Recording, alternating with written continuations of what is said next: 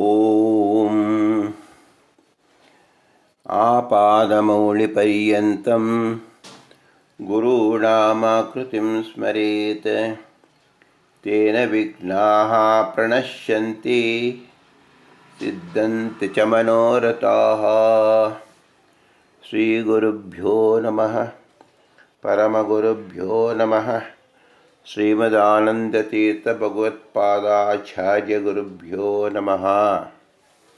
ಮನ್ಮನೋಭೀಷ್ಟವರದಂ ಸರ್ವಾಭೀಷ್ಟಫಲಪ್ರದಂ ಪುರಂದರಗುರುಂ ವಂದೇ ದಾಸಶ್ರೇಷ್ಠಂ ದಯಾನಿಧಿಂ. ವಿದ್ಯಾವಿನಯಸಂಪನ್ನಾನ್ ಶಾಂತಾದಿಗುಣಬೃಂಹಿತಾನ್ ಸತ್ಶಾಸ್ತ್ರಪ್ರವಚನಾಸಕ್ತಾನ್ ಎಲೆಮಲ್ಯರ್ಯಾನ್ ಗುರೂನ್ ಭಜೆ. ಪೃಥ್ವೀಮಂಡಲಮಧ್ಯಸ್ಯಾಃ ಪೂರ್ಣಬೋಧಮತಾನುಗಾಃ ವೈಷ್ಣವಾಃ ವಿಷ್ಣುಹೃದಯಾನ್ ತಾನ್ ನಮಸ್ತೆ ಗುರೂನ್ ಮಮ. ಹರಿ ಓಂ ಹರಿ ಓಂ ಹರಿ ಓಂ. ಅನಂತಕೋಟಿಬ್ರಹ್ಮಾಂಡನಾಯಕ ರಮಾ ಬ್ರಹ್ಮರುದ್ರ ಇಂದ್ರಾದಿವಂದ್ಯ ಭಕ್ತವತ್ಸಲ ಭವರೋಗವೈದ್ಯ ಶರಣಾಗತವಜ್ರಪಂಜರ ಆಪದ್ಬಾಂಧವ ಅನಾಥಬಂಧೋ ಅನಿಮಿತ್ತಬಂಧೋ ಪತಿತಪಾವನ ಮಹಾರೋಗ ನಿವಾರಣ. ಹರಿ ಓಂ. ಅನಂತಕೋಟಿ ಬ್ರಹ್ಮಾಂಡ ನಾಯಕದಲ್ಲಿ ಎರಡನೇ ಗದ್ಯ ರಮಾ ಬ್ರಹ್ಮ ರುದ್ರ ಇಂದ್ರಾದಿ ವಂದ್ಯ. ಇದನ್ನು ಚೆನ್ನಾಗಿ ಗಮನವಿಟ್ಟು ಕೇಳಿ. ರಮಾ ಬ್ರಹ್ಮ ರುದ್ರ ಇಂದ್ರಾದಿ ವಂದ್ಯ. ರಮಾ ಬ್ರಹ್ಮ ರುದ್ರ ಇಂದ್ರ ಮುಂತಾದವರಿಂದ ವಂದಿಸಲ್ಪಟ್ಟವನು.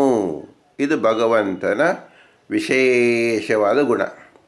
ವಿಷ್ಣು ಸರ್ವೋತ್ತಮ ಎಂಬತಕ್ಕಂಥ ಪ್ರಪ್ರಥಮ ಗುಣವನ್ನು ನಾವು ತಿಳಿದುಕೊಂಡ ಮೇಲೆ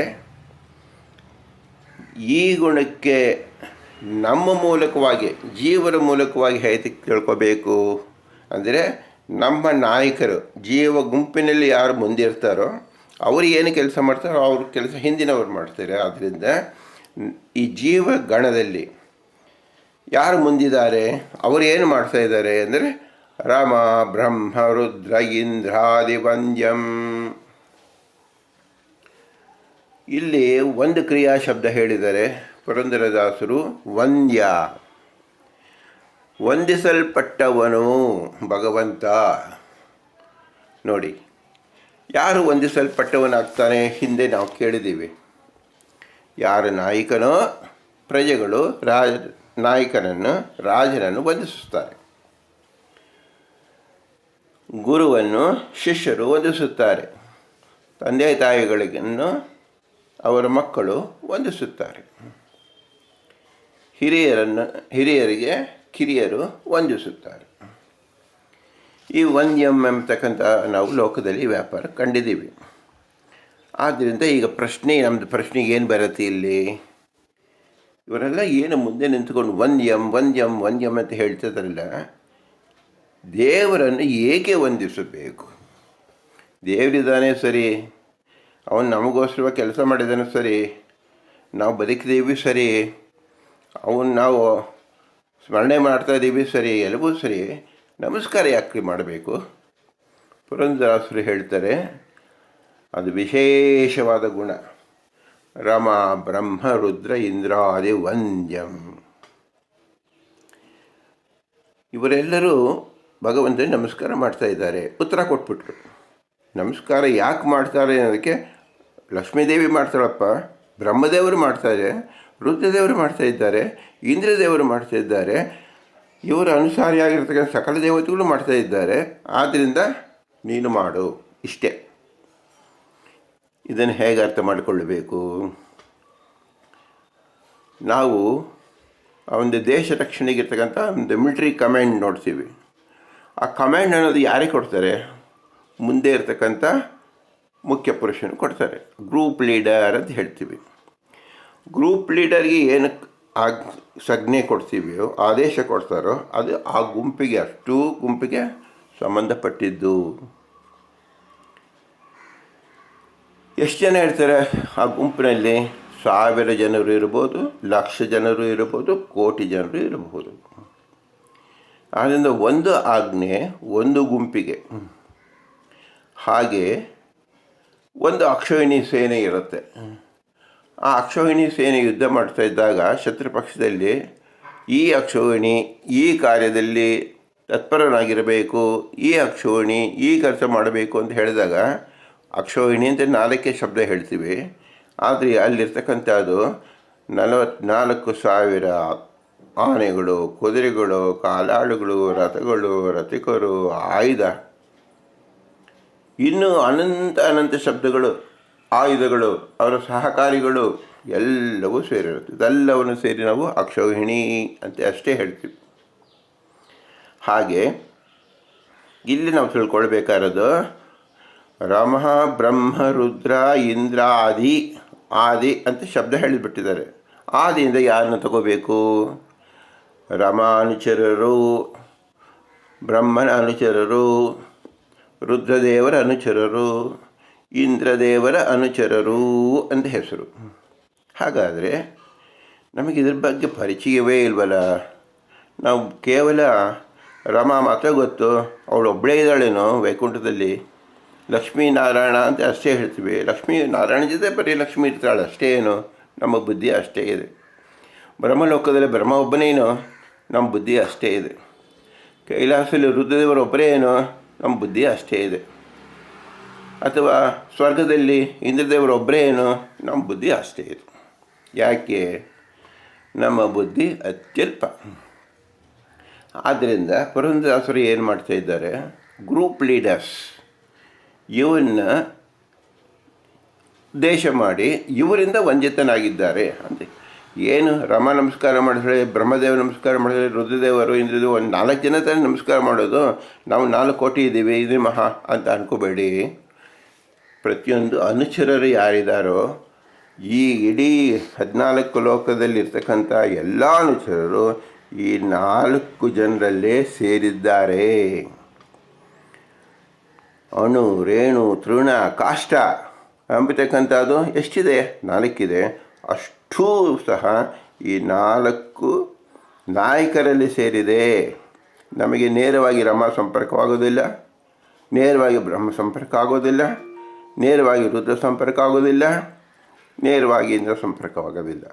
ನಮಗೆ ಸಂಪರ್ಕ ಆಗೋದೇ ಅವರ ಅನುಚರರು. ಹೇಗೆ ನಾವು ಒಂದು ಆಫೀಸಿಗೆ ಹೋದಾಗ ಆ ಮುಖ್ಯಸ್ಥನಾದವನ ಮೊದಲಿಗೆ ಭೇಟಿಯಾಗಕ್ಕೆ ಸಾಧ್ಯವಾ? ಅವನು ಭೇಟಿಯಾಗಕ್ಕೆ ಮುಂಚಿತವಾಗಿ 100 ಜನ ಭೇಟಿಯಾಗಬೇಕು, 4-6 ಗಂಟೆಗಳು ಕಾಯಬೇಕು, 10 ಪ್ರಶ್ನೆಗಳು ಉತ್ತರ ಕೊಡಬೇಕು. ಅದಾದಮೇಲೆ ತಾನೇ ಮುಖ್ಯ ವ್ಯಕ್ತಿನ ನಾವು ನೋಡೋಕ್ಕೆ ಸಾಧ್ಯ. ಹಾಗೆ ಭಗವಂತನ ಆರಾಧನೆ ಮಾಡ್ತಕ್ಕಂಥ ಮುಖ್ಯ ವ್ಯಕ್ತಿಗಳು ಯಾರು ಅಂದರೆ ರಮ, ಬ್ರಹ್ಮ, ರುದ್ರ, ಇಂದ್ರ, ಆದಿವನ್ಯಂ. ಆದ್ದರಿಂದ ಇವರೆಲ್ಲರೂ ಏನು ಮಾಡ್ತಾ ಇದ್ದಾರೆ? ಭಗವಂತನನ್ನು ನಮಸ್ಕಾರ ಮಾಡ್ತಾ ಇದ್ದಾರೆ. ಹಾಗಾದರೆ ಇವರಿಗೆ ಇನ್ನೇನು ಕೆಲಸವಿಲ್ಲ, ಬರೀ ನಮಸ್ಕಾರ ಮಾಡೋದೇನು? ನಾವು ಚಿತ್ರಪಟದಲ್ಲಿ ನೋಡ್ತೀವಿ ಎಲ್ಲ ದೇವತೆಗಳು ಅಥವಾ ಹನುಮಂತನ ಅವನ ಇಡೀ ಕಪಿಗಳು ರಾಮದೇವ ನಮಸ್ಕಾರ ಮಾಡ್ತಾ ಇರ್ತಾರೆ. ಬರೀ ನಮಸ್ಕಾರ ಮಾಡೋದು ಅಷ್ಟೇ ಏನು ಕೆಲಸ? ದೇವತೆಗಳು ಕ್ಷೀರಸಾಗರದಲ್ಲಿ ನಮಸ್ಕಾರ ಮಾಡ್ತಾ ಇರ್ತಾರೆ, ಶ್ರೀನಿವಾಸ ಕಲ್ಯಾಣದಲ್ಲಿ ಎಲ್ಲ ದೇವತೆಗಳು ನಮಸ್ಕಾರ ಮಾಡ್ತಾ ಇರ್ತಾರೆ. ಇನ್ನೇನು ಊಟ ಮಾಡಲಿಲ್ವಾ, ಮಾತಾಡಲಿಲ್ವಾ, ಈ ಬೇರೆ ಪರಸ್ಪರ ಮಾತಾಡಲಿಲ್ವಾ, ಏನೂ ಇಲ್ವಾ? ಅಂದರೆ ಯಾಕೆ ಇದನ್ನು ಹೇಳಿದ್ದಾರೆ? ಅದು ಪುರಂದರದಾಸರು ಹೇಳ್ತಾರೆ, ಆ ಎಲ್ಲ ಕ್ರಿಯೆಗಳಲ್ಲೂ ಮುಖ್ಯವಾದ ಕ್ರಿಯೆ ವಂದ್ಯಂ. ನಮನ ಕಾರ್ಯ ಅನ್ನೋದು ಏನಿದೆ ಅತ್ಯಂತ ಮಹತ್ವವಾದದ್ದು, ಅದರ ಒಳಗಡೆ ಎಲ್ಲವೂ ಸೇರಿಕೊಂಡಿದೆ ಅನ್ನೋದಕ್ಕೆ ತೋರಿಸ್ತಾ ಇದ್ದಾರೆ. ರಮ, ಬ್ರಹ್ಮ, ರುದ್ರ, ಇಂದ್ರಾದಿವಂದ್ಯಂ. ದೇವರನ್ನು ಏಕೆ ವಂದಿಸಬೇಕು? ನಿತ್ಯ ಮುಕ್ತಳಾದ, ಈಶಾದನ್ಯತ್ರ ಸರ್ವಜ್ಞಳಾದ, ಅನಾದಿ ಅನಂತ ಕಾಲಕ್ಕೂ ವಿಷ್ಣು ಪತ್ನಿಯಾದ, ಅಪ್ರಾಕೃತಳಾದ, ಅನಂತ ಬ್ರಹ್ಮ, ರುದ್ರ, ಇಂದ್ರಾದಿ ದೇವತೆಗಳನ್ನು ಸೃಷ್ಟಿಸುವ ಶಕ್ತಿ ಉಳ್ಳವ ಶ್ರೀ ಮಹಾಲಕ್ಷ್ಮೀ ದೇವಿಯೇ ತನಗಿಂತ ಅನಂತ ಗುಣಾಧಿಕನೆಂದು ಭಗವಂತನನ್ನು ವಂದಿಸುತ್ತಿರುವುದರಿಂದ ಈಕೆ ಸರ್ವರಿಗೂ ಗುರುಗಳಾದ್ದರಿಂದ ಎಲ್ಲ ಸಾತ್ವಿಕ ಜೀವರು ದೇವರನ್ನು ವಂದಿಸುತ್ತಾರೆ. ಇದು ಮೊದಲನೇ ಸ್ಟೇಟ್ಮೆಂಟ್ ರಮಾ ಎಂದ ಪುರಂದರದಾಸರು ಹೇಳ್ತಾ ಇದ್ದಾರೆ. ಹಿಂದೆ ನಾವು ತಿಳ್ಕೊಂಡ್ವು ಭಗವಂತ ಅನಂತನ ಮಹಿಮೆಯನ್ನು ತಿಳ್ಕೊಂಡಾಗ ಏನು ತಿಳ್ಕೊಂಡಿದ್ವು? ಅನಂತ ಶಬ್ದ, ಅನಂತ ಕ್ರಿಯಾ, ಅನಂತ ವಾಚ. ಇನ್ನು ಶಾಸ್ತ್ರದಲ್ಲಿ ಏನು ಹೇಳಿದ್ದಾರೆ? ಪೂರ್ಣಸ್ಯ ಪೂರ್ಣಮಾದಾಯ ಪೂರ್ಣಮೇವ ಭವಿಷ್ಯತಿ. ಸದಾಕಾಲ ಪೂರ್ಣನಾಗಿರ್ತಾನೆ. ನೀವು ಪೂರ್ಣ ಏನು ತೆಗೆದುಹಾಕಿದ್ರೂ ಪೂರ್ಣನೇ, ಎಂದೂ ಅಪೂರ್ಣ ಆಗೋದಿಲ್ಲ ಎಂಬತಕ್ಕಂಥ ಶಾಸ್ತ್ರ ರಹಸ್ಯ. ಇನ್ನು ಎರಡನೇ ರಹಸ್ಯ ಈಗ ನಮಗೆ ಪರಿಚಯಿಸ್ತಾ ಇದ್ದಾರೆ. ಅದು ರಮಾ. ಏನು ರಮಾ ಅಂದರೆ? ರಮಾ ಎಂದರೆ ಸದಾಕಾಲ ಆನಂದದಲ್ಲಿರ್ತಕ್ಕಂಥವಳಿಗೆ ರಮಾ ಎಂದು ಹೆಸರು. ಅಂದರೆ ಏನರ್ಥ? ನಿತ್ಯ ಮುಕ್ತಳು. ಯಾರು ಆನಂದದಲ್ಲಿರ್ತಾರೆ? ಯಾರಿಗೆ ಯಾವ ರೀತಿ ಬಂಧನ ಇಲ್ಲವೋ ಅವರಿಗೆ ಆನಂದದಲ್ಲಿರ್ತಾರೆ. ಹಾಗಾದರೆ ಆನಂದ, ಭಗವಂತನ ಆನಂದ, ಅವನು ಸ್ವತಂತ್ರ. ಅವನಿಗೆ ಜೀವರಿಗೆ ಅನ್ವಯ ಆಗತಕ್ಕಂಥ ಯಾವ ಶಬ್ದವನ್ನು ಭಗವಂತ ನಾವು ಅಪ್ಲೈ ಮಾಡಬಾರ್ದು. ಆದ್ದರಿಂದ ಆನಂದಾದಿ ಗುಣಗಳು ಭಗವಂತನ ಬಿಟ್ಟು ರಮಾಯಿಂದ ಪ್ರಾರಂಭ ಮಾಡಬೇಕು. ಹಾಗಾದರೆ ಅವಳನ್ನ ಆನಂದಿ ಅಂತ ಹೇಳ್ಬೋದಾಗಿತ್ತಲ್ಲ, ಲಕ್ಷ್ಮಿ ಅಂತ ಹೇಳ್ಬೋದಾಗಿತ್ತು. ಯಾಕೆ ರಮಾ ಅಂತ ಹೇಳಿದ್ರು? ರಮಾ ಎಂದರೆ ಸದಾಕಾಲ ಆನಂದದಲ್ಲಿರ್ತಕ್ಕಂಥವಳು. ಅವರ ಅನುಚರರೆಲ್ಲರೂ ಆನಂದ ಸಾಗರದಲ್ಲಿ ಮಗ್ನರಾಗಿರ್ತಕ್ಕಂಥವರಿಗೆ ರಮಾ ಅಂತ ಹೆಸರು. ಇದನ್ನು ಹಿಂದಿನ ಪ್ರಬಂಧದಲ್ಲಿ ದಿಕ್ಸೂಚಿಯಾಗಿದೆ. ಏನು? ಭಗವಂತನ ಗುಣ ಯಾವುದು? ಅಚಿಂತ್ಯ ಮತ್ತು ಅದ್ಭುತ. ಯಾಕೆ ಅಚಿಂತ್ಯ ಅದ್ಭುತ ಅಂತ ಎರಡು ವಾಕ್ಯಗಳನ್ನ ಭಗವಂತನಲ್ಲಿ ನಿಲ್ಲಿಸಿದ್ದಾರೆ ಅಂದರೆ, ಚಿಂತನೆ ಮಾಡತಕ್ಕಂಥವ್ರು ಯಾರು? ದೇವತೆಗಳು, ಜೀವರು. ಈ ಜೀವರ ಪ್ರಪ್ರಥಮ ಜೀವ ಯಾರು? ಬ್ರಹ್ಮದೇವರು. ಲಕ್ಷ್ಮೀದೇವಿಯು ಜೀವಳಲ್ವ? ಅವಳಿಗೂ ಮತ್ತೆ ಯಾಕೆ ಹೇಳಿಲ್ಲ? ಅವಳು ಜೀವಕಣದಲ್ಲಿ ಸೇರುವುದಿಲ್ಲ. ಜೀವ ಅಂದರೆ ಬಂಧಿತನಾದವನು ಅಂತ ಅರ್ಥ. ಯಾರು ಸಂಸಾರದಲ್ಲಿ ಇರ್ತಾರೋ ಅವರಿಗೆ ಜೀವರು ಅಂತ ಹೆಸರು. ಯಾರು ಸಂಸಾರದಲ್ಲಿ ಅಂದರೆ ಭಾವ ಬಂಧನದಲ್ಲಿ ಇಲ್ಲವೋ ಅವರು ಜೀವರಲ್ಲ. ಆದ್ದರಿಂದ ಲಕ್ಷ್ಮಿನೇ ಹೇಗೆ ಹೇಳಬೇಕು ಅದರ ಸಲುವಾಗಿ ಪುರಂದರದಾಸರು ವಿಶೇಷ ಮಾಹಿತಿಯನ್ನು ಕೊಡ್ತಾ ಇದ್ದಾರೆ. ರಮಾ ಬ್ರಹ್ಮ ರುದ್ರ ಇಂದ್ರಾದಿ ವಂದ್ಯಂ. ಅಚಿಂತ್ಯ ಅಂದರೆ ಬ್ರಹ್ಮದೇವರು ಅವರ ಹುಟ್ಟಿದ ಕೂಡಲೇ ಆಲೋಚನೆ ಮಾಡು ಅಂತ ಹೇಳಿ ಅವರಿಗೊಂದು ಚಿಂತನೆ ಆಯಿತು, ಏನು ಮಾಡಬೇಕು. ಆಗ ಚಿಂತೆ ಮಾಡಬೇಕು ಅಂತ ಮೊಟ್ಟ ಮೊದಲಿಗೆ ಹೇಳ್ತಕ್ಕಂಥ ಶಬ್ದ ಯಾವುದು? ಬ್ರಹ್ಮದೇವರಿಗೆ. ಅದೇ ಆಲೋಚನೆ. ತಪಸ್ಸು ಮಾಡು, ನೀನು ತಿಳ್ಕೊ. ಆಗ ಆ ಚಿಂತನೆ ಆದವರೇ ನಿನಗೆ ಚಿಂತನೆ ಆಗುತ್ತಾನೆ. ಆದ್ದರಿಂದ ಅವರ ಬ್ರಹ್ಮದೇವರ ಯೋಗ್ಯತೆ ಏನು ಹೇಳಿದ್ದಾರೆ? ಆಲೋಚನೆಯ ಸರ್ವ ವಿಷಯ ಜ್ಞಾನಂ ರುಜಿಯೋಗಿ ಜ್ಞಾನಂ. ಹಾಗಾದರೆ ಬೇರೆಯವರು ಆಲೋಚನೆ ಮಾಡುವುದಿಲ್ವಾ? ಮೊಟ್ಟ ಮೊದಲಿಗೆ ಆಲೋಚನೆ ಮಾಡ್ತಕ್ಕಂಥವ್ರು ಬ್ರಹ್ಮದೇವರು. ಅವರ ಅನುಗ್ರಹದಿಂದ ಬೇರೆಯವರು. ಆದ್ದರಿಂದಲೇ ಅವರು ಜೀವೋತ್ತಮ ಅಂತ ಎಣಿಸ್ಕೊಂಡವರು. ಅವರಿಗಿನ್ನ ಮುಂದೆ ಯಾರಿದ್ದಾರೆ? ರಮಾ ಇದ್ದಾಳೆ. ಅವಳನ್ನ ಎಲ್ಲಿ ಗುರುತಿಸಬೇಕು? ಅದ್ಭುತಂ, ಅಚಿಂತ್ಯಂ ಅದ್ಭುತಂ. ಅದ್ಭುತ ಎಂಬತಕ್ಕಂಥದ್ದು ಅಲ್ಲಿ ಚಿಂತೆ ಇಲ್ಲ. ಆ ಶಬ್ದ ಲಕ್ಷ್ಮೀದೇವಿಗೆ ವಾಚ್ಯವಾಗತ್ತೆ. ಅವಳಿಗೆ ನಿತ್ಯ ಮುಕ್ತಳು. ಅವಳಿಗೆ ಹೆಸರೇನು? ಪರಮಾದ್ಭುತಂ. ಹೇಗೆ ಅದ್ಭುತ? ಲಕ್ಷ್ಮೀ ಕಣದಲ್ಲೂ ಅನಾಲೋಚನೆ ಸರ್ವ ವಿಷಯ ಜ್ಞಾನಂ. ಅವಳು ಯೋಚನೆ ಮಾಡಬೇಕಾಗಿದ್ದೇ ಇಲ್ಲ. ಯೋಚನೆ ಮಾಡಲಾರದೆ, ಯೋಚನೆ ಇಲ್ಲದೆ ಸದಾ ಭಗವಂತನ ಸಮವಾಗಿ, ಸಮದೇಶದಲ್ಲಿ, ಸಮಕಾಲದಲ್ಲಿ, ಅಂದರೆ ಎಲ್ಲ ಕಾಲದಲ್ಲಿ ಎಲ್ಲ ದೇಶದಲ್ಲಿ ಭಗವಂತನನ್ನು ಜೊತೆಯಲ್ಲೇ ಇರುತ್ತಾಳೆ. ಅವಳಿಗೆ ಚಿಂತೆ ಮಾಡತಕ್ಕಂಥದ್ದು ಅವಶ್ಯಕತೆ ಇಲ್ಲ.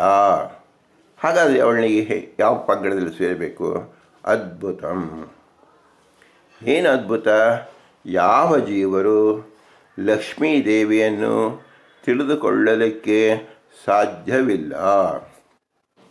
ಹಾಗಾದರೆ ಭಗವಂತನನ್ನು ಅದ್ಭುತ ತಿಳಿಕೊಳ್ಳೋಕ್ಕೆ ಸಾಧ್ಯವಿಲ್ಲ ಅಂತ ಹೇಳಿದ್ರೆ ಈಗ ಲಕ್ಷ್ಮಿನ ಯಾಕೆ ಹೇಳ್ತಾ ಇದ್ದೀರಾ ಅಂದರೆ, ಭಗವಂತ ಪರಮಾದ್ಭುತ, ಲಕ್ಷ್ಮಿ ಅದ್ಭುತ, ಅಚಿಂತ್ಯ ಅದ್ಭುತ.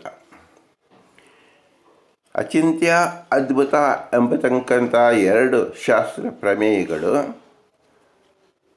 ನಿತ್ಯ ಮುಕ್ತಳಾದ ಲಕ್ಷ್ಮಿಯನ್ನು, ಜೀವೋತ್ತಮರಾದ ವಾಯುದೇವರನ್ನು ಪರಿಚಯಿಸುವಂಥ ವಾಕ್ಯ. ಇವರ ಅನುಸರಿಸಿರ್ತಕ್ಕಂಥ ಸಮಸ್ತ ಜೀವರು ಇದನ್ನು ನಾವು ತಿಳ್ಕೊಳ್ಬೇಕಾಗಿದೆ. ಆದ್ದರಿಂದ ನಾವು ಹರಿಸರ್ವೋತ್ತಮ ಅಂತ ಹೇಳುವಾಗ ಮಧ್ಯದಲ್ಲಿ ಏನು ಹೇಳಬೇಕು? ನಿತ್ಯ ಮುಕ್ತ ಲಕ್ಷ್ಮೀ ಅಂತ ತಿಳ್ಕೊಳ್ಬೇಕು.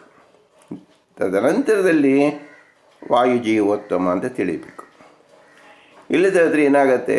ಈ ಸರ್ವೋತ್ತಮ ಅಂತ ಹೇಳಿದಾಗ ಲಕ್ಷ್ಮಿ ಇಲ್ಲಿದ್ದಾಳೆ, ಜೀವೋತ್ತಮ ಅಂತ ಹೇಳಿದಾಗ ಲಕ್ಷ್ಮಿ ಇಲ್ಲಿದ್ದಾಳೆ ಎಂಬ ಪ್ರಶ್ನೆ ಬರುತ್ತೆ. ಆದ್ದರಿಂದ ಪುರಂದರದಾಸರು ಹೇಳ್ತಾ ಇದ್ದಾರೆ, ರಾಮ ಬ್ರಹ್ಮ ರುದ್ರ ಇಂದ್ರಾದಿವಂದ್ಯಂ.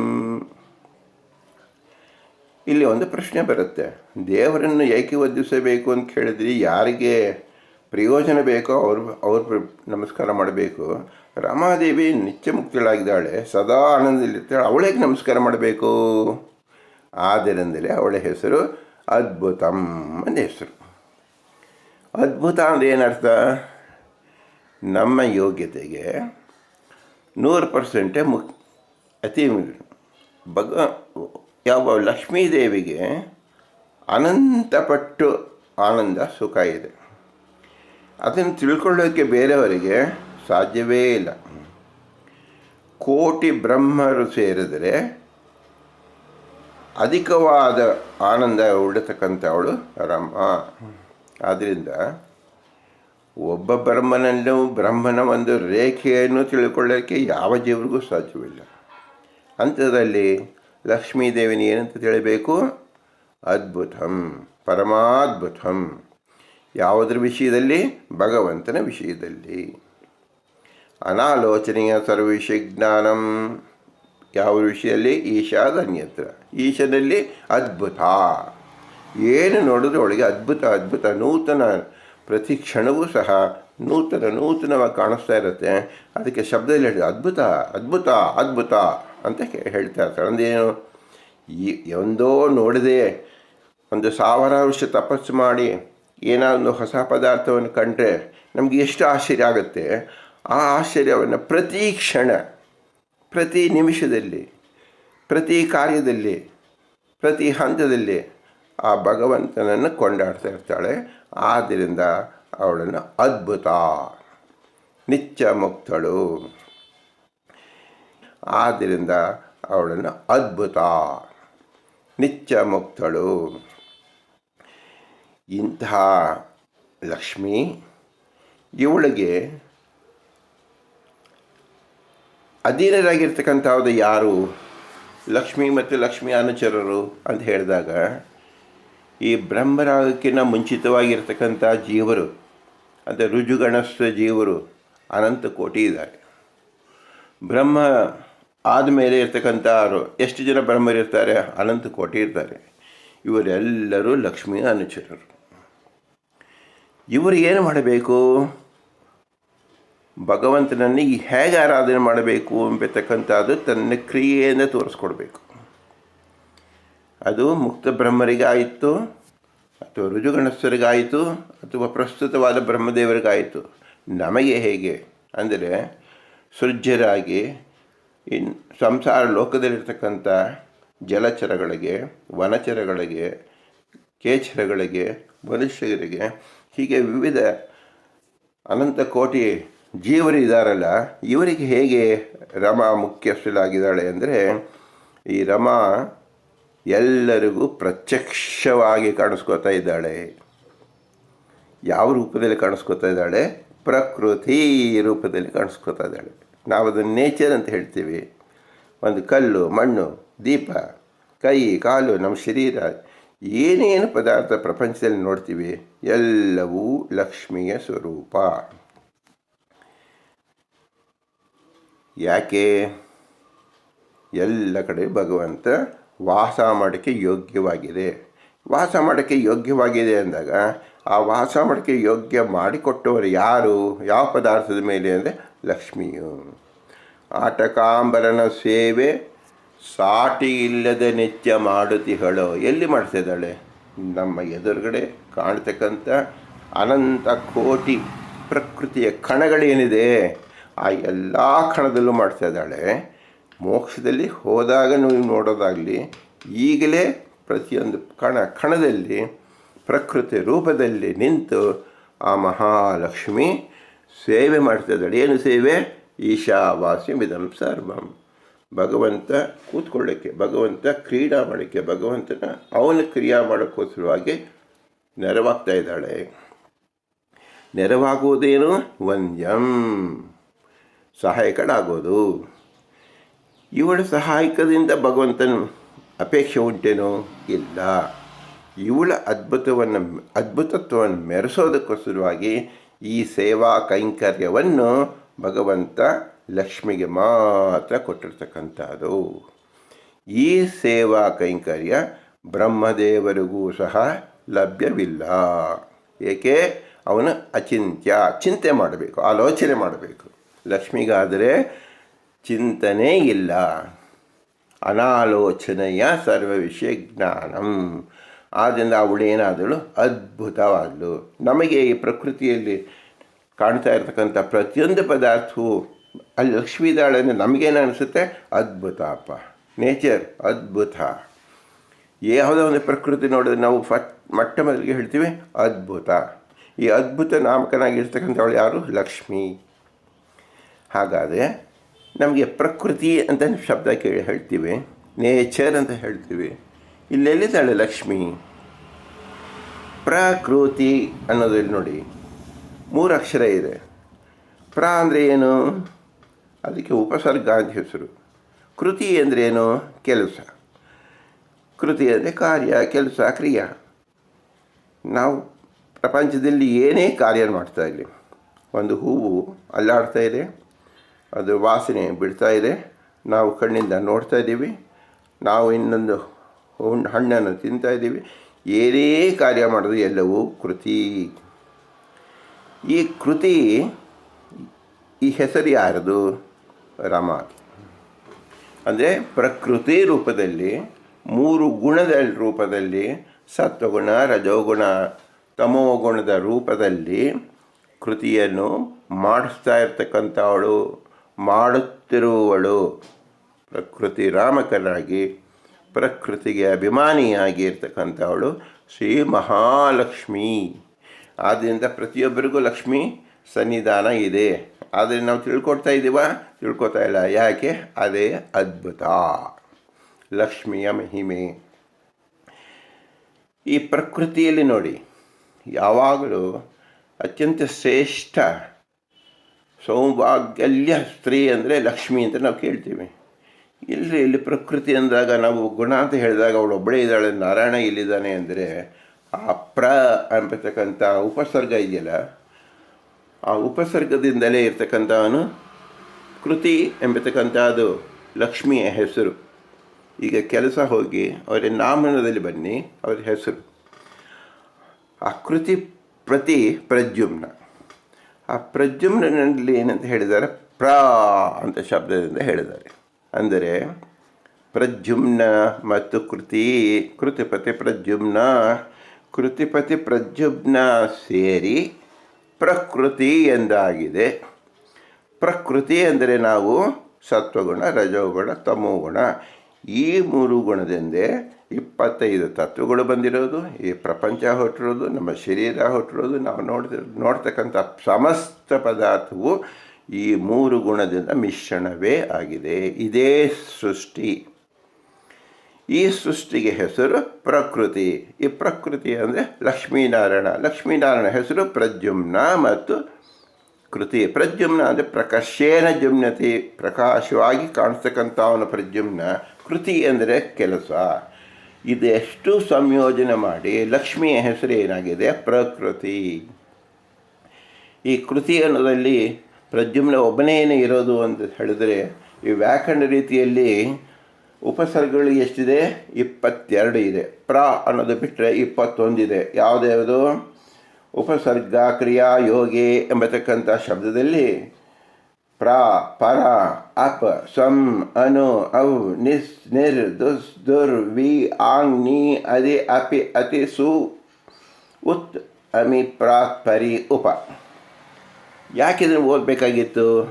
ಈ ಕೃತಿಗೆ ಉಪಸರ್ಗ ಪ್ರದ್ಯುಮ್ನ ಒಬ್ಬನೇ ಅಲ್ಲ, ಇನ್ನು ಯಾವುದೇ ಉಪಸರ್ಗವನ್ನು ಸೇರಿಸ್ಕೊಂಡ್ರೂ ಸಹ ಒಂದು ವಾಕ್ಯ ಆಗುತ್ತೆ, ಅದರಿಂದ ಹೊಸ ಅರ್ಥ ಬರುತ್ತೆ. ಮೊದಲನೇದು ಪ್ರಾದೇಯ ಅಂತ ಹೇಳಿ ಉಪಸರ್ಗ ಬಂದಾಗ, ಎರಡನೇದು ಪರ ಅಂತಿದೆ. ಪರ ಸೇರಿಸಿ ಪರಾಕೃತಿ, ಅಪಕೃತಿ, ಸಂಕೃತಿ, ಅನುಕೃತಿ, ಅವಕೃತಿ, ನಿಷ್ಕೃತಿ, ನಿರಾಕೃತಿ, ದುಷ್ಕೃತಿ, ದುರಾಕೃತಿ, ವಿಕೃತಿ, ಆಂಕೃತಿ, ನಿಕೃತಿ, ಅಧಿಕೃತಿ, ಅಪಿಕೃತಿ, ಅತಿಕೃತಿ, ಸುಕೃತಿ, ಉತ್ಕೃತಿ, ಅವಿಕೃತಿ, ಪ್ರತಿಕೃತಿ, ಪರಿಕೃತಿ, ಉಪಕೃತಿ. ನೋಡಿ, ಈ ಉಪಸರ್ಗಗಳು 22 ಉಪಸರ್ಗಗಳು ಏನಿದೆ, ಅದು ಪ್ರಿಫಿಕ್ಸ್ ಆ್ಯಂಡ್ ಅಫಿಕ್ಸ್ ಅಂತ ನಾವು ಹೇಳಿದ ಹಾಗೆ ಹಿಂದೂ ಮುಂದು ಸೇರಿಸಿದಾಗ ಅದು ಶಕ್ತಿ ಸಾಮರ್ಥ್ಯದಿಂದ ಹೊಸ ಅರ್ಥವನ್ನೇ ಕೊಡುತ್ತೆ, ಹೊಸ ರೂಪವನ್ನೇ ಕೊಡುತ್ತೆ, ಹೊಸ ಪ್ರಪಂಚವನ್ನೇ ತೋರಿಸುತ್ತೆ. ಇಲ್ಲಿ ಪ್ರಕೃತಿ ಲಕ್ಷ್ಮಿ ಹೇಗೆ ಕಾಣ್ತಾಳೆ ನಮಗೆ?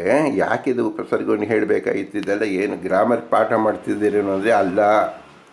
ನಮಗೆ ಲಕ್ಷ್ಮಿ ಈ ಉಪಸರ್ಗ ಜೊತೆಯಲ್ಲಿ ಸೇರಿ ಬೇರೆ ಬೇರೆ ರೂಪದಲ್ಲಿ ಕಾಣಿಸ್ಕೊತಾ ಇದ್ದಾಳೆ.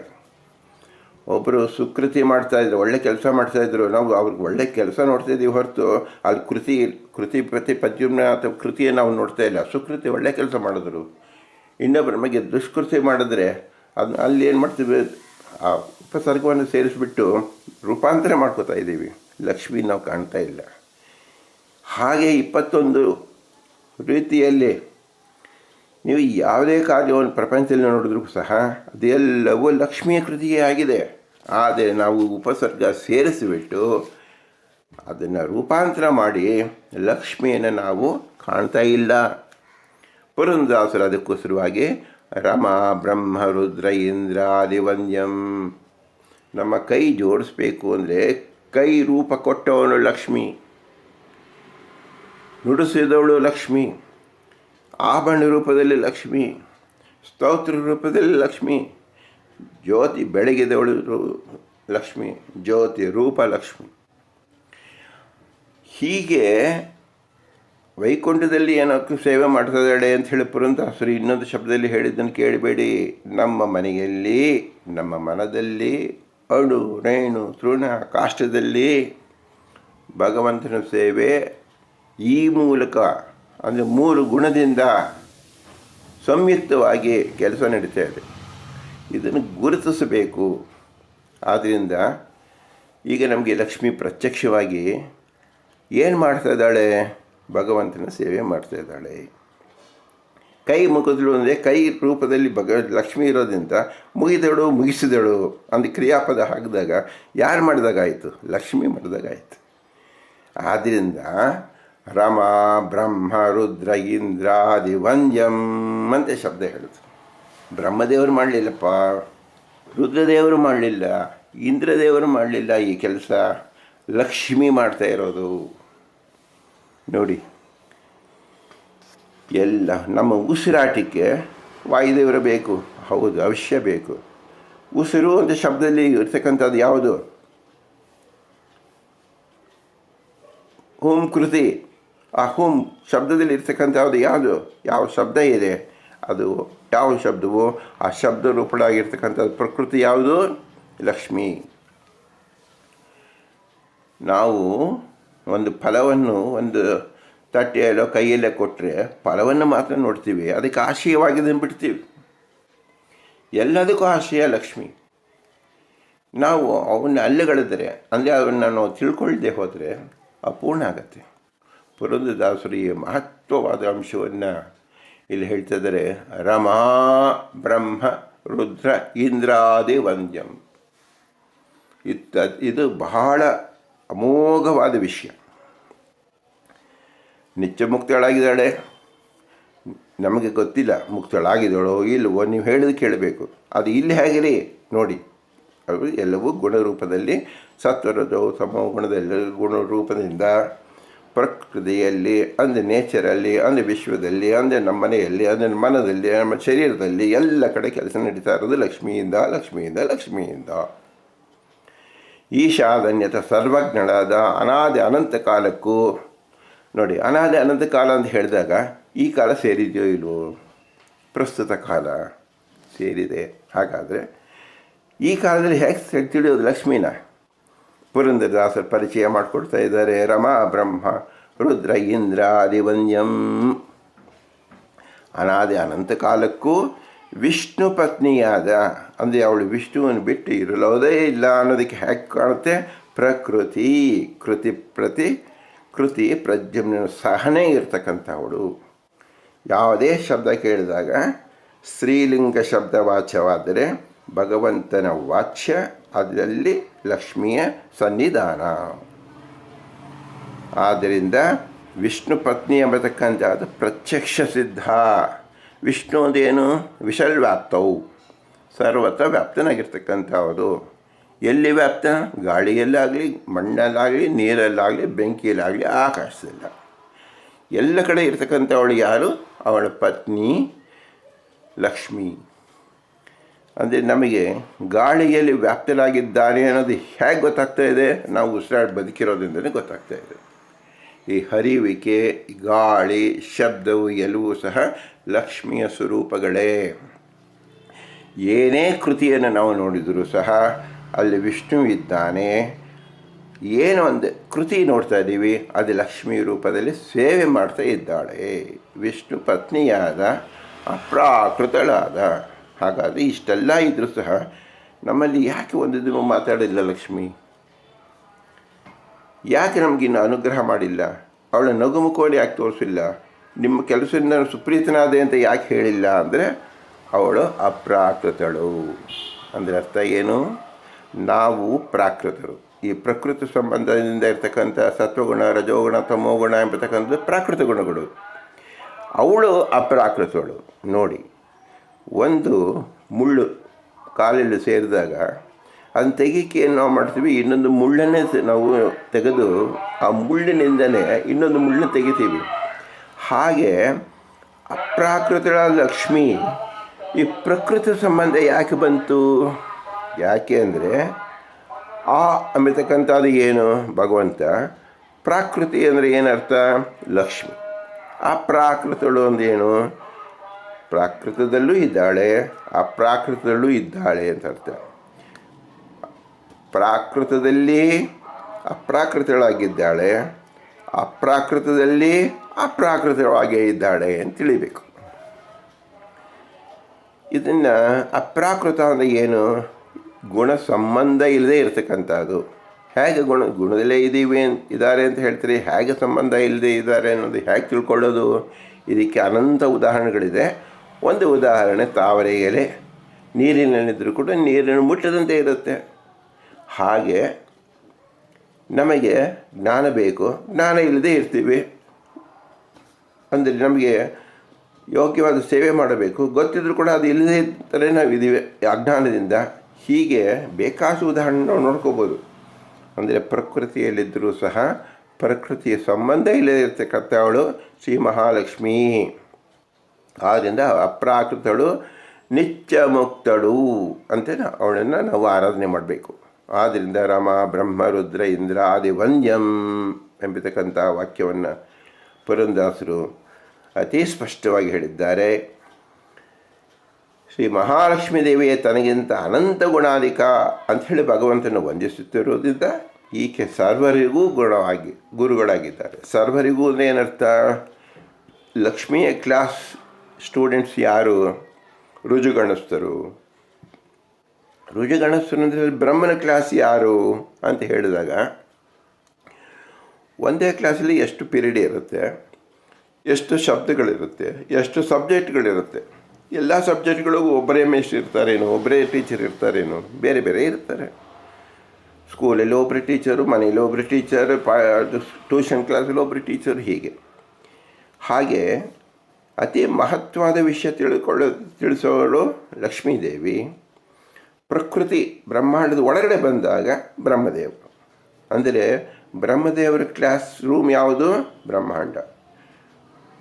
ಬ್ರಹ್ಮಾಂಡದ ಹೊರಗಡೆ ಕ್ಲಾಸ್ ರೂಮ್ ಯಾವುದು? ಲಕ್ಷ್ಮೀದೇವಿ. ಹೊರಗಡೆ ಇರ್ತಕ್ಕಂಥವ್ರಿಗೆ ಏನಂತ ಹೆಸರು? ಅಪ್ರಾಕೃತರು. ಸೂಕ್ಷ್ಮ ಗುಣದಲ್ಲಿರ್ತಕ್ಕಂಥ ಮಹತ್ತತ್ವ, ಅಹಂಕಾರ ತತ್ವ, ಈ ಈ ಗುಣಗಳಿಂದ ಪ್ರಮೇಯಗಳು ಏನಿದೆ ಅದೆಲ್ಲದಕ್ಕೂ ಸಹ ಅಭಿಮಾನಿಯಾಗಿರ್ತಕ್ಕಂಥವಳು ಶ್ರೀ ಮಹಾಲಕ್ಷ್ಮೀ ದೇವಿಯರು.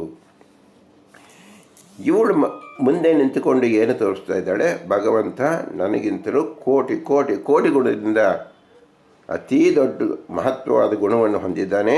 ಆದ್ದರಿಂದ ನಿನಗೆ ನಮೋ ನಮೋ ನಮೋ ನಮೋ ನಮೋ ನಮೋ ಅಂತ ಹೇಳ್ತಾ ಇದ್ದಾಳೆ ಅಂತ ಅವಳು ತೋರಿಸ್ತಾ ಇರೋದ್ರಿಂದ ಬ್ರಹ್ಮದೇವರೇ ಏನು ತಿಳ್ಕೊತಾರೆ? ಓ, ದೇವರನ್ನ ನಾನು ವಂದಿಸಬೇಕು ಅಂತ ತಿಳ್ಕೊತಾರೆ.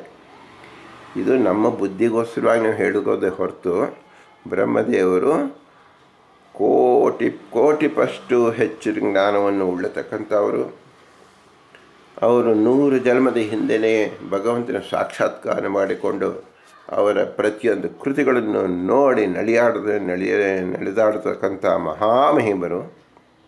ಇಂತಹವರು ಲಕ್ಷ್ಮಿಗೆ ಸ್ಟೂಡೆಂಟ್ ಅಂತ ನಾವು ತಿಳ್ಕೋಬೇಕು. ಮುಂದೆ ಬ್ರಹ್ಮ ಅಂದರೆ ಏನು? ಬ್ರಹ್ಮ ಪದವಿಗೆ ಬರುವ ಅನಂತ ಜೀವರುಗಳು ತಮ್ಮ ಪ್ರತಿ ಕ್ಷಣದಲ್ಲೂ ಭಗವಂತನಿಂದಲೇ ಪ್ರೇರಿತನಾಗಿ ಸೃಷ್ಟಾದಿ ಕಾರ್ಯ ನಡೆಸಿ ಸಾಯುಜ್ಯ ಮುಕ್ತಿ ಹೊಂದಿದರೂ ಇಂದಿಗೂ ಭಗವಂತನನ್ನು ಸದಾ ವಂದಿಸುತ್ತಿರುವುದರಿಂದ ಈಗಿನ ಬ್ರಹ್ಮನು ಅದನ್ನೇ ಅನುಸರಿಸುತ್ತಾನೆ. ಮುಂದಿನ ಬ್ರಹ್ಮರಾಗುವ ಜೀವೋತ್ತಮರ ಅಧೀನದಲ್ಲೇ ಸಕಲ ಜೀವರು ಇರುವುದು. ಇದನ್ನರಿತ ಸಾತ್ವಿಕ ಜೀವರು ಭಗವಂತನಲ್ಲಿ ವಂದಿಸುತ್ತಾರೆ. ಬ್ರಹ್ಮದೇವರ ನಾವು ಚಿತ್ರವನ್ನು ನೋಡಿದರೆ ಓದ್ತಾ ಇರ್ತಾರೆ, ವೇದವನ್ನು ಪಾರಾಯಣ ಮಾಡ್ತಾ ಇರ್ತಾರೆ, ಯಜ್ಞ ಮಾಡ್ತಾ ಇರ್ತಾರೆ. ಇದೇ ನಾವು ಚಿತ್ರ ತೋರಿಸ್ತಾರೆ. ಯಾಕೆ ಇದನ್ನು ತೋರಿಸ್ತಾ ಇದ್ದಾರೆ? ಅಜ್ಞಾನ ಕಾರ್ಯದಲ್ಲಿ ಮಗ್ನರಾಗಿದ್ದಾರೆ ಅಂತ ಅರ್ಥ. ಅಂದರೆ ಅವರು ಬೇರೆ ಕೆಲಸ ಯಾವುದು ಇಲ್ವೇನೋ ಅಂದರೆ ಬೇರೆ ಕೆಲಸಗಳು ಅಪ್ರಧಾನವಾದದ್ದು. ನಾವು ಊಟ ಮಾಡ್ತಿರೋದ್ರಲ್ಲಿ ಸಿಕ್ಕತಕ್ಕಂಥ ವ್ಯಕ್ತಿ ಇನ್ಯಾರೂ ಇಲ್ಲ. ಆದ್ದರಿಂದ ನಾವು ಗುರಿ ಮಾಡಿಕೊಳ್ಳಬೇಕು. ನಮ್ಮಂತೆ ಸಕಲ ಜೀವರು, ನಮ್ಮಂತೆ ಅನಂತ ಕೋಟಿ ಜೀವರು ಬ್ರಹ್ಮದೇವರ ಅನುಯಾಯಿಗಳು. ನಮ್ಮ ಮುಖ್ಯಸ್ಥ ಏನು ಮಾಡಿದ್ದಾನೆ ಆ ಕೆಲಸವನ್ನು ನಾವು ಮಾಡಬೇಕು. ಯಾಕೆ ಮಾಡಿದಾನೆ ತಿಳಿದು ಮಾಡಬೇಕು. ಆದ್ದರಿಂದ ರಮ ಬ್ರಹ್ಮ ರುದ್ರ ಇಂದ್ರಾದಿ ವಂದ್ಯಂ. ಮುಂದೆ ರುದ್ರ ಪದವಿಗೆ ಬರುವ 5 ಲೋಕಗಳನ್ನು ಆಳಿದರು. ತಾವು ಅಹಂಕಾರ ಅಭಿಮಾನಿಯಾಗಿ ಮಹತ್ತತ್ವಾಭಿಮಾನಿ ಬ್ರಹ್ಮದೇವರು ಹಾಗೂ ಪ್ರಕೃತಿ ಅಭಿಮಾನಿ ರಮಾದೇವಿಯ ಸಹಿತ ನಿತ್ಯವೂ ಭಗವಂತನನ್ನು ವಂದಿಸುತ್ತಾರೆ. ಇವರ ಅನುಯಾಯಿಗಳಾದ ಸಾತ್ವಿಕ ಜೀವರು ಇವರನ್ನು ಅನುಸರಿಸಬೇಕು. ರುದ್ರದೇವರು ಅಂದರೆ ನಾವು ಬರೀ ನಾಟ್ಯ ಮಾಡ್ತಾ ಇರ್ತಾನೆ ಅಥವಾ ಬೂದಿ ಹಚ್ಚಿಕೊಂಡು ಚರ್ಮಾಂಬರನಾಗಿ ಸ್ಮಶಾನ ಕಾಯ್ತಾ ಇರ್ತಾರೆ ಎಂಬತಕ್ಕಂಥ ರೋಚಕವಾದ ಶಬ್ದಗಳು ಮಾತ್ರ ನಾವು ಕೇಳ್ತೀವಿ. ಇದು ಕೇವಲ ಅತ್ಯಲ್ಪ ಪ್ರದರ್ಶಕ. ಒಂದು ಅಕ್ಷರದಲ್ಲಿ ಹೇಳಬೇಕು, 2 ಅಕ್ಷರದಲ್ಲಿ ಹೇಳಬೇಕು ಅಂತ ಆ ರೀತಿಯಲ್ಲಿ ಪರಿಚಯ ಆಗಿರುತ್ತೆ. ಆದರೆ ರುದ್ರದೇವರು ಎಲ್ಲರ ಮನಸ್ಸಿಗೆ ಅಭಿಮಾನಿ ದೇವತೆಗಳು. 5 ಲೋಕಕ್ಕೆ ಅಧಿಪತಿಗಳು. ಬ್ರಹ್ಮದೇವರು 14 ಲೋಕಕ್ಕಾದರೆ ರುದ್ರದೇವರು 5 ಲೋಕಕ್ಕೆ ಅಧಿಪತಿಗಳು. ಒಂದೊಂದು ಲೋಕದಲ್ಲಿ ಅನಂತ ಜನ ಇರ್ತಾರೆ. ಉದಾಹರಣೆಗೆ ನಮ್ಮ ವಿಶ್ವದಲ್ಲೇ 1,000 ಕೋಟಿ ಜನ ಇದ್ದಾರೆ.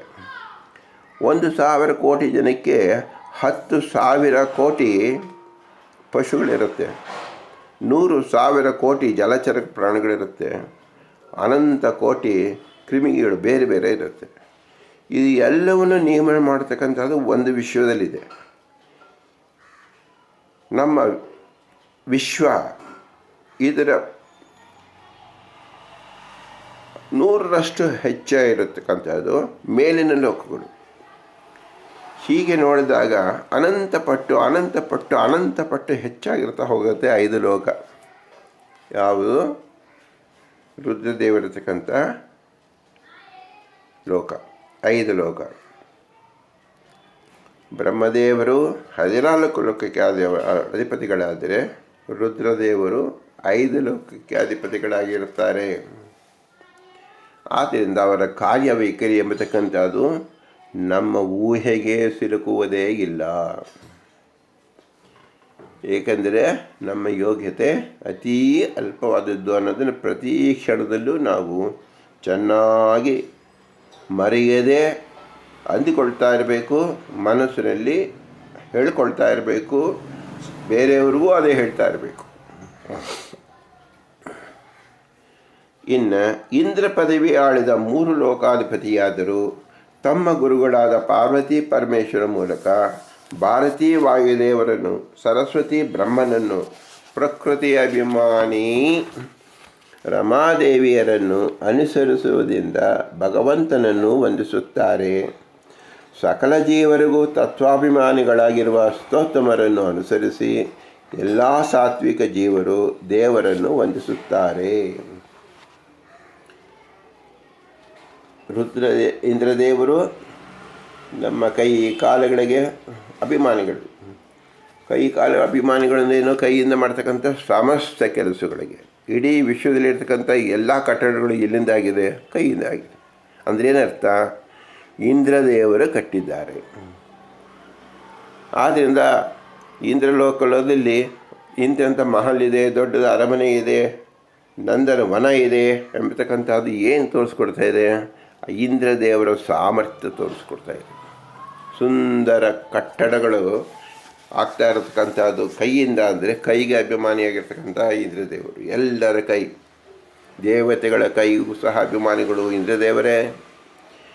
ಎಲ್ಲ ಸೃಷ್ಟಿ ಕಾರ್ಯ ನಮಗೆ ಕಾಣತಕ್ಕಂಥ ಕಾರ್ಯಗಳು ಇಂದ್ರದೇವರಿಂದ ರಚಿಸಲ್ಪಟ್ಟಿದೆ. ಇಷ್ಟು ರಚಿಸಲ್ಪಟ್ಟರು ಸಹ ಇವರೇನು ಮಾಡ್ತಾ ಇದ್ದಾರೆ? ಕೈ ಮುಗಿದು ನಿಂತಿದ್ದಾರೆ. ಆದ್ದರಿಂದ ಎಲ್ಲರೂ ಸಹ ಏನು ಮಾಡಬೇಕು? ಭಗವಂತನ ನಮಸ್ಕಾರ ಮಾಡಬೇಕು. ಯಾಕೆ ಅಂದರೆ ಭಗವಂತನ ಹೆಸರು ಧರ್ಮ ಅಂತ ಹೆಸರು. ಧಾರಕತ್ವ ಧರ್ಮ ಭಗವಾನ್ ಅಂತ ಮಧ್ವಾರಾಯರು ತಿಳಿಸ್ಕೊಟ್ಟಿದ್ದಾರೆ.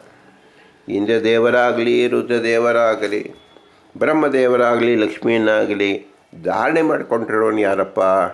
ಧರ್ಮನಾಮಕ ಭಗವಂತ. ಯಾರು ನಮ್ಮನ್ನು ಧಾರಣೆ ಎತ್ಕೊಂಡಿರ್ತಾರೋ, ರಕ್ಷಣೆ ಮಾಡ್ತಾ ಇರ್ತಾರೋ ಅವನಿಗೆ ನಮಸ್ಕಾರ ಮಾಡೋದು ನಮ್ಮ ಕರ್ತವ್ಯ. ರಕ್ಷಕ. ಆದ್ದರಿಂದ ಧರ್ಮೋ ನಾಮಕ ಭಗವಾನ್ ಅಂದರೆ ಭಗವಂತನಿಗೆ ಏನು ಮಾಡಬೇಕು? ನಮಸ್ಕಾರ ಮಾಡಬೇಕು. ಹಾಗೆ ನಮಸ್ಕಾರ ಮಾಡ್ತಾ ಇದ್ದಾರೆ. ಇದೆಲ್ಲವನ್ನು ಕ್ರೋಢೀಕರಿಸಿ ಪುರಂದಾಸರು ಏನು ಹೇಳಿದರು? ರಮ ಬ್ರಹ್ಮ ರುದ್ರ ಇಂದ್ರಾದಿ ವಂದ್ಯಂ ಅಂತ ಹೇಳಿದ್ದಾರೆ. ಇದನ್ನು ಪುರಾಣದಲ್ಲಿ ನಾವು ವಿಚಾರ ಮಾಡಿದಾಗ ಭವಿಷ್ಯೋತ್ತರ ಪುರಾಣದ ಪ್ರಥಮ ವಾಕ್ಯ ಏನು ಬರ್ತಾ ಇದೆ? ವೇದವ್ಯಾಸ ರಚಿತನೆ ಮಾಡಿದ್ದರಲ್ಲಿ ಬ್ರಹ್ಮರುದ್ರಾದಿ ವಂದ್ಯಂ ತ್ವಾಂ ಭಜೆ ವೆಂಕಟನಾಯಕಂ. ನೋಡಿ, ಶ್ರೀ ವೇದವ್ಯಾಸ ದೇವರು ಸ್ವತಃ ಅನಂತಕೋಟಿ ಬ್ರಹ್ಮಾಂಡ ನಾಯಕ. ಆದರೂ ಸಹ ನಮಗೆಲ್ಲರಿಗೂ ತಿಳಿಸೋಕ್ಕೋಸ್ಕರವಾಗಿ ಬ್ರಹ್ಮ ರುದ್ರ ಇಂದ್ರಾದಿ ವಂದ್ಯಂ ತ್ವಾಂ ಅಂತ ಹೇಳಿ ಮತ್ತೆ ಅದನ್ನು ಆ ಶ್ಲೋಕವನ್ನು ಇಲ್ಲಿ ಅಂದು ತೋರಿಸಿದ್ದಾರೆ ವೇದವ್ಯಾಸ ದೇವರು. ಇದನ್ನೇ ಶ್ರೀ ಪುರಂದರದಾಸರು ತಮ್ಮ ಗದ್ಯದ 2ನೇ ಪದ್ಯದಲ್ಲಿ, ಮೊದಲನೇದರಲ್ಲಿ ಅದಾದ ಪರಮ ಜಿಜ್ಞಾಸ ಅಂತ ಹೇಳಿ ಬ್ರಹ್ಮಸೂತ್ರವನ್ನು ಹಿಡಿದು 2ನೇದರಲ್ಲಿ 18 ಪುರಾಣದಲ್ಲಿ ಒಂದಾದ ಭವಿಷ್ಯೋತ್ತರ ಪುರಾಣವನ್ನು ತೋರಿಸಿದ್ದಾರೆ, ಅನುಸರಿಸಿದ್ದಾರೆ ಪುರಂದರದಾಸರು. ಈ ಮೂಲಕ ಪೌರುಷೇಯ ಗ್ರಂಥವನ್ನು ಆಧಾರ ಒದಗಿಸಿದಂತೆ ಆಗುವುದು. ಪುರಂದರದಾಸರು ಹೇಳಿದ್ರಲ್ಲ, ಎಲ್ಲ ಅವರು ಕೇವಲ ಅವರು ಮನಸ್ಸಿಗೆ ಬಂದಿದ್ದು ಹೇಳಿದ್ದಾರೇನು ಅಂದರೆ ಅನ್ಯಥಾ ಹಾಗೆ ಭಾವಿಸಬಾರದು. ಏನು ಭಗವಂತ ಶಾಸ್ತ್ರದಲ್ಲಿ ಹೇಳಿದ್ದಾನೋ, ತಿಳಿಸಿದಾನೋ ಅದನ್ನೇ ನಮ್ಮ ಮಾತೃಭಾಷೆಯಲ್ಲಿ, ಸಂಸ್ಕೃತವಾದರೂ ಮಾತೃಭಾಷೆಯಂತೆ ತೋರಿಸಿಕೊಟ್ಟಿದ್ದಾರೆ ಅವ ಪುರಂದರದಾಸರು. ಪೌರುಷೇಯ ಗ್ರಂಥಗಳಲ್ಲಿ ಅಭಿಮಾನಿಗಳಾಗಿ ಸಕಲ ದೇವತೆಗಳ ನಿರ್ವಹಣೆ ಭಗವಂತನದು. ಪೌರುಷೇಯ ಎಂಬುದು ಹುಟ್ಟನ್ನು ತೋರಿಸಿದಂತೆ, ಪೌರುಷಿ ಅಂದೇನು ಪುರುಷ ಸಂಬಂಧ ಅಂತ ಅರ್ಥ. ಹಾಗೆ ದೇವತೆಗಳಿಗೆ ಏನು ಹುಟ್ಟು? ದೇವತೆಗಳಿಗೂ ಅಭಿಮಾನದ ಹುಟ್ಟು. ಇಂದ್ರದೇವರೇ ನೀವು ಈ ಕೆಲಸವನ್ನು ಮಾಡಿಕೊಂಡಿರಿ ಅಂದರೆ ಅಭಿಮಾನ ಹುಟ್ಟಿಸಿದಂತೆ. ಅದು ಇಂದ್ರದೇವರ ಸೃಷ್ಟಿ. ಮನಸ್ಸನ್ನು ನೋಡಿಕೊಂಡಿರಿ ಅಂತ ಹೇಳಿದರೆ ರುದ್ರದೇವರ ಸೃಷ್ಟಿ. ಮಹತ್ತತ್ವವನ್ನು ನೋಡಿಕೊಂಡಿರಿ ಅಂದರೆ ಬ್ರಹ್ಮದೇವರ ಸೃಷ್ಟಿ. ಲಕ್ಷ್ಮಿಗೆ ಯಾವ ಸೃಷ್ಟಿ ಇಲ್ಲ. ಪರಮಾದ್ಭುತಳು, ಅದ್ಭುತಳವಳು, ಅವಳು ನಿತ್ಯ ಮುಕ್ತಳು. ತನ್ಮೂಲಕ ದೇವತೆಗಳ ಸಾಧನೆಯನ್ನು ಇಲ್ಲಿ ನಿರೂಪಿಸಿದ್ದಾರೆ. ಲಕ್ಷ್ಮಿಗೆ ಯಾವ ಸಾಧನೆಯೂ ಇಲ್ಲ. ಆದ್ದರಿಂದ ಲಕ್ಷ್ಮಿಯನ್ನು ಬ್ರಹ್ಮದೇವರ ಗುಂಪಿನಲ್ಲಿ ನಾವು ಚಿಂತಿಸಬಾರದು. ಅದಕ್ಕೋಸ್ಕರವಾಗಿ ಲಕ್ಷ್ಮಿಯನ್ನು ಈಶಗಣದಲ್ಲಿ ಸೇರಿಸಿ ಹೇಳಬೇಕು, ಜೀವಗಣದಲ್ಲಿ ಸೇರಿಸಬಾರದು. ಏಕೆಂದರೆ ಅವಳು ನಿತ್ಯ ಮುಕ್ತಳಾದ್ದರಿಂದ ಅವಳಿಗೆ ಸಾಧನೆ ಮಾಡಿಕೊಳ್ಳಬೇಕು, ಗಳಿಸಿಕೊಳ್ಳಬೇಕು ಎಂಬುದು ಯಾವುದೂ ಉಳಿದಿಲ್ಲ. ವಂದ್ಯತ್ವ ಎಂಬತಕ್ಕಂಥ ಶಬ್ದ ಏನು ತೋರಿಸ್ತಾ ಇದೆ ಅಂದರೆ ನಮಃ ಎಂಬ ಕ್ರಿಯಾರೂಪವಾಗಿದೆ.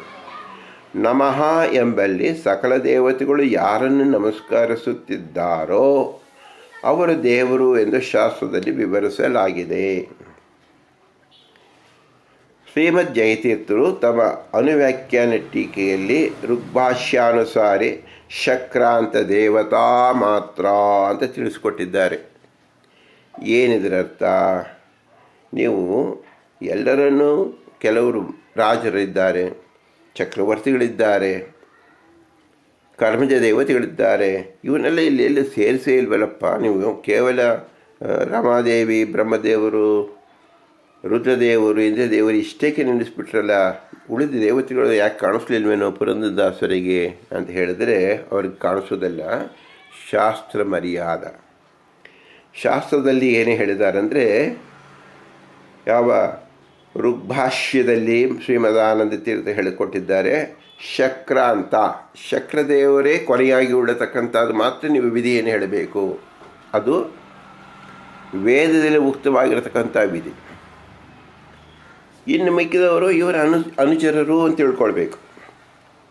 ಹೀಗೆ ಶಕ್ರವನ್ನು ಬಿಟ್ಟು ಎಲ್ಲ ಅಣುಜೀವರವರೆಗೂ ಹೇಳ್ತಾ ಹೋದರೆ ಕೇಳೋರು ಯಾರು?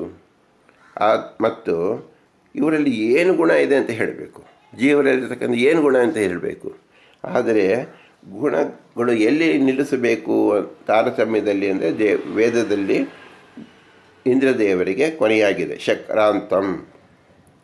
ವಂದ್ಯತ್ವ ಅನ್ನೋದು ಹೇಗೆ ಬರುತ್ತೆ ಅಂದರೆ 3 ಅರ್ಹತೆ ಇರಬೇಕು.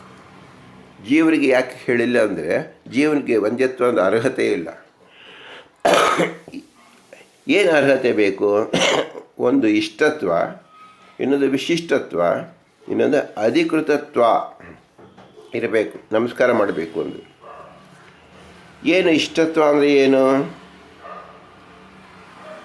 ನಮ್ಮ ಮನೋಭಿಲಾಷೆಯನ್ನು ಪೂರ್ಣ ಮಾಡ್ತಕ್ಕಂಥದ್ದು ಇಷ್ಟತ್ವ, ಮೋಕ್ಷವನ್ನು ಕೊಡ್ತಕ್ಕಂಥದ್ದು ಇಷ್ಟತ್ವ.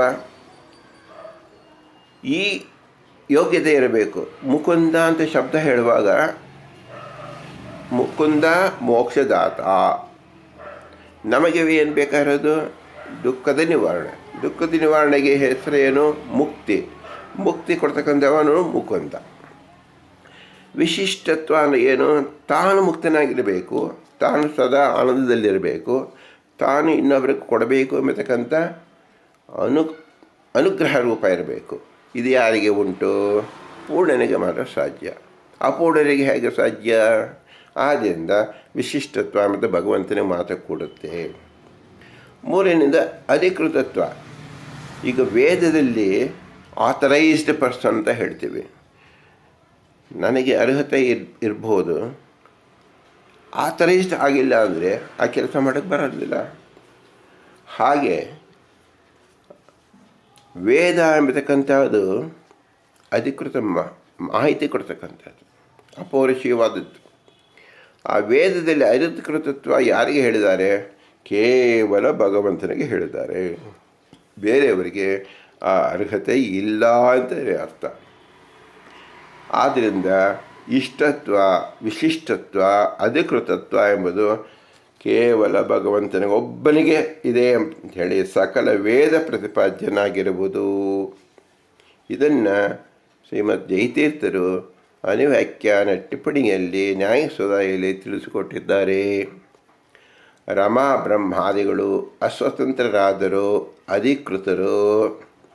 ಇದರರ್ಥ ಅನುಮತಿ ಹೊಂದಿದವರಂತೆ ಕೆಲವು ಭಾಗದ ವೇದ ಮಂತ್ರಗಳಿಗೆ ಪ್ರತಿಪಾದ್ಯರಾಗುತ್ತಾರೆ. ಅಂದರೆ ಮುಖ್ಯವಾದ ವ್ಯಕ್ತಿಗಳು ಅಮುಖ್ಯವಾದ ವ್ಯಕ್ತಿಗಳನ್ನೇ ನಿಯಮಿಸ್ತಾರೆ. ಈ ಕೆಲಸವನ್ನು ನೀವು ಮಾಡಿ ಅಂಥೇಳಿ. ಹಾಗೆ ಭಗವಂತ ರಮಾದೇವಿಯನ್ನೂ ನೇಮಿಸಿದ್ದಾನೆ, ಬ್ರಹ್ಮದೇವರನ್ನೂ ನೇಮಿಸಿದ್ದಾನೆ, ರುದ್ರದೇವರನ್ನೂ ನೇಮಿಸಿದ್ದಾನೆ, ಹಾಗೂ ಇಂದ್ರದೇವರನ್ನು ನೇಮಿಸಿದ್ದಾನೆ. ಅಷ್ಟೇ, ಇನ್ಯಾರೂ ನೇಮಕ ಮಾಡಿಲ್ಲ. ಆದ್ದರಿಂದ ಇವರು ಪ್ರಮುಖವಾದ ಅಲ್ಲ, ವೇದದಿಂದ ವೇದಗಮ್ಯನಾದ ಭಗವಂತನಿಂದ ಅಧಿಕೃತರು. ಆಥರೈಸ್ಡ್ ಸಬ್ ಡೀಲರ್ಸ್ ಅಂತ ನಾವು ಹೇಗೆ ಶಬ್ದದಲ್ಲಿ ಹೇಳ್ತೀವೋ ಹಾಗೆ ಸಬ್ ಏಜೆಂಟ್ಸ್ ಅಂತ ಹೇಗೆ ಹೇಳ್ತೀವೋ ಹಾಗೆ ಭಗವಂತನ ಕಾರ್ಯವನ್ನು ನೆರವೇರಿಸೋಕ್ಕೋಸ್ಕರವಾಗಿ ಇವರಿಗೆ ಸೇವಾರೂಪವಾಗಿ ಅನುಗ್ರಹ ರೂಪವಾಗಿ ಕೊಟ್ಟಿರ್ತಕ್ಕಂಥ ಅಧಿಕಾರ. ಇದರರ್ಥ ಅನುಮತಿ ಹೊಂದಿದವರಂತೆ ಕೆಲವು ಭಾಗದ ವೇದ ಮಂತ್ರಗಳಿಗೆ ಪ್ರತಿಪಾದ್ಯರಾಗುತ್ತಾರೆ. ಇದರಲ್ಲಿ ರಮ, ಬ್ರಹ್ಮ, ರುದ್ರ ಮತ್ತು ಇಂದ್ರರ ತನಕ ಎಂದು ಸ್ಪಷ್ಟಪಡಿಸಿದ್ದಾರೆ. ಇಷ್ಟು ಗಾಂಭೀರ್ಯ ವಿಷಯವನ್ನು ನೋಡಿ, ಇದು ವೇದದಲ್ಲಿರ್ತಕ್ಕಂಥದ್ದು. ಈಗಿನ ಜನರು ಗಣಪತಿಯನ್ನು, ನಾಗದೇವತೆಯನ್ನು, ಬೇರೆ ಬೇರೆ ಬೇರೆ ಬೇರೆ ದೇವತೆಗಳನ್ನ ಬೇರೆ ಬೇರೆ ಹೆಸರಿಟ್ಟು ಬೇರೆ ಬೇರೆ ಆರಾಧನೆ ರೂಪದಲ್ಲಿ ಮಾಡ್ತಾಯಿದ್ದಾರೆ. ಅದಕ್ಕೆ ವೇದದ ಮನ್ನಣೆ ಇಲ್ಲ. ಹಾಗಾದರೆ ಬೇರೆಯನ್ನು ಪೂಜೆ ಮಾಡಲೇಬಾರದೇನು ಅಂದರೆ, ಲಕ್ಷ್ಮಿಯ ಅನುಚರರು ಕೋಟಿ ಕೋಟಿ ಜನರಿದ್ದಾರೆ, ಕೋಟಿ ಕೋಟಿ ದೇವತೆಗಳಿದ್ದಾರೆ, ನಮಗೆ ತಿಳಿದಿಲ್ಲ. ಬ್ರಹ್ಮದೇವರ ಅನುಚರರು ಬ್ರಹ್ಮಲೋಕದಲ್ಲಿ ಕೋಟಿ ಕೋಟಿ ಜನರಿದ್ದಾರೆ. ಶಂಖಕರ್ಣ ಮುಂತಾದಿಗಳು ನಾವು ಕೇಳ್ತೀವಿ, ಅವರೆಲ್ಲರೂ ಯಾರು? ಬ್ರಹ್ಮದೇವರ ಅನುಚರರು. ಹಾಗೆ ರುದ್ರದೇವರ ಅನುಚರರು ಕೋಟಿ ಕೋಟಿ ಜನರಿದ್ದಾರೆ. ಇವರೇ ಶೇಷದೇವರಾಗತಕ್ಕಂಥವರು, ಇವರು ಸಮಾನವಾಗಿದ್ದ ಗರುಡದೇವರು. ಈ ರೀತಿಯಲ್ಲಿ ಇವರೆಲ್ಲರೂ ಸಹ ಬ್ರಹ್ಮದೇವರ ಅನುಚರರು ಹೌದು, ಮತ್ತು ಶೇಷದೇವರಿಗೆ ಸಮಾನವಾಗಿರ್ತಕ್ಕಂಥವರು. ಅವನ್ನೆಲ್ಲ ಅಲ್ಲಿ ತಿಳಿಬೇಕು. ಇಂದ್ರಾದಿ ಲೋಕದಲ್ಲಿ ಎಷ್ಟು ಜನ ಅಪ್ಸರಸ್ತ್ರೀ ಇದ್ದಾರೆ, ಎಷ್ಟು ಜನ ಗಂಧರ್ವರಿದ್ದಾರೆ, ಎಷ್ಟು ಜನ ದಿಕ್ಪಾಲಕರಿದ್ದಾರೆ, ವಸುಗಳಿದ್ದಾರೆ. ಇವರೆಲ್ಲರೂ ಸಹ ಯಾರು? ಇಂದ್ರದೇವರ ಅನುಚರರು. ಆದ್ದರಿಂದ ಭಗವಂತ ಹೇಗೆ ಈ ಶಕ್ರಾಂತವರೆಗೂ ಅಧಿಕಾರವನ್ನು ವಿಭಜನೆ ಮಾಡಿಕೊಟ್ಟನೋ ಹಾಗೆ ಈ ದೇವತೆಗಳು ತನ್ನ ಅನುಚರರಿಗೆ ಆ ಕೆಲಸವನ್ನು ಹೇಳಿಕೊಡ್ತಾ ಇದ್ದಾರೆ. ಉದಾಹರಣೆಗೆ ನಮಗೆ ಪ್ರಧಾನಮಂತ್ರಿಯಿಂದ ಉಪಪ್ರಧಾನಿಗಳು, ಆ ಕ್ಯಾಬಿನೆಟ್ಟು, ನಂತರದಲ್ಲಿ ಸ್ಟೇಟ್ ಕ್ಯಾಬಿನೆಟ್ಟು, ಆಮೇಲೆ ಬೇರೆ MLAs, MPs, ನಮ್ಮ ಕಾರ್ಪೊರೇಟರ್ಸು, ನಮ್ಮ ಬೀದಿಲೊಬ್ಬರು, ನಮ್ಮ ಮನೆಯಲ್ಲೊಬ್ಬರು, ಈ ದೇಶಕ್ಕೊಬ್ಬರು, ಹಳ್ಳಿಗೊಬ್ಬರು, ಹೇಗೆ ನಾವು ಹೇಳ್ತೀವೋ ಆ ರೀತಿಯಲ್ಲಿ ನಾವು ತಿಳಿಬೇಕು. ಇಷ್ಟು ಗಾಂಭೀರ್ಯ ವಿಷಯವನ್ನು ಶ್ರೀ ಪುರಂದರದಾಸರು ಏನು ಮಾಡ್ತಾ ಇದ್ದಾರೆ, ರಮ, ಬ್ರಹ್ಮ, ರುದ್ರ, ಇಂದ್ರ ಆದಿ ವಂದ್ಯಂ ಎಂಬತಕ್ಕಂಥ ಇಷ್ಟು ಗಾಂಭೀರ್ಯ ವಿಷಯವನ್ನು ದಾಸರು ಸುಲಭವಾಗಿ ಅರ್ಥೈಸುತ್ತಿದ್ದಾರೆ. ಅತ್ಯಂತ ಪರಮವಿದ್ಯೆ ಎನಿಸಿದ ಸರ್ವಮೂಲದ ವಂದ್ಯಂ ಎಂಬ ಶಬ್ದಕ್ಕೆ ಅರ್ಥವನ್ನು ವಿವರಿಸುವ ದಾಸರ ಅಗಾಧ ಪಾಂಡಿತ್ಯ ಇಲ್ಲಿ ಮನಗಾಣಬೇಕು. ಆದ್ದರಿಂದಲೇ ಹೇಳುವುದು ಶಾಸ್ತ್ರ ಸಾರರೂಪವೇ ದಾಸರ ಗದ್ಯರೂಪ. ಸರ್ವಮೂಲದಲ್ಲಿ ಏನು ಹೇಳಲ್ಪಟ್ಟಿದೆಯೋ ಅದನ್ನು ನಮಗೆ ತಿಳಿಯುವಂತೆ ಪುರಂದರದಾಸರು ರಮ, ಬ್ರಹ್ಮ, ರುದ್ರ, ಇಂದ್ರ ಆದಿವಂದ್ಯಂ ಎಂದು ಹೇಳಿ ಎರಡನೇ ಗದ್ಯವನ್ನು ಹೇಳಿದ್ದಾರೆ. ಹೀಗೆ ಪುರಂದರದಾಸರ ಅನುಗ್ರಹ ಅಮೋಘವಾಗಿರ್ತಕ್ಕಂಥದ್ದು. ಹರಿಸರ್ವೋತ್ತಮತ್ವ ಮತ್ತು ನಿತ್ಯಮುಕ್ತ ರಮ, ನಂತರದಲ್ಲಿ ವಾಯುಜೀವೋತ್ತಮತ್ವ ಎಂಬತಕ್ಕಂಥ ಮುಖ್ಯ ಲಕ್ಷಣವನ್ನೇ ಭಗವಂತನ ಆರಾಧನೆಯ ಲಕ್ಷಣ ಎಂಬುದಾಗಿ ಇಲ್ಲಿ ತಿಳಿಸ್ಕೊಡ್ತಾ ಇದ್ದಾರೆ. ಇದರಿಂದ ಶ್ರೀ ಪುರಂದರದಾಸರಿಗೆ ಎಲ್ಲರೂ ವಿನಮ್ರವಾಗಿ ನಮೋ ನಮಃ ಎಂದು ಹೇಳುವುದು ಬಿಟ್ಟು ಇನ್ನೇನು ಉಳಿದಿಲ್ಲ. ಭಾರತೀಯ ರಮಕ್ಕೆ ಪ್ರಣಂತ ಶ್ರೀಕೃಷ್ಣ ಅರ್ಪಣ. ಹರಿ ಓಂ ಹರಿ ಓಂ ಹರಿ ಓಂ.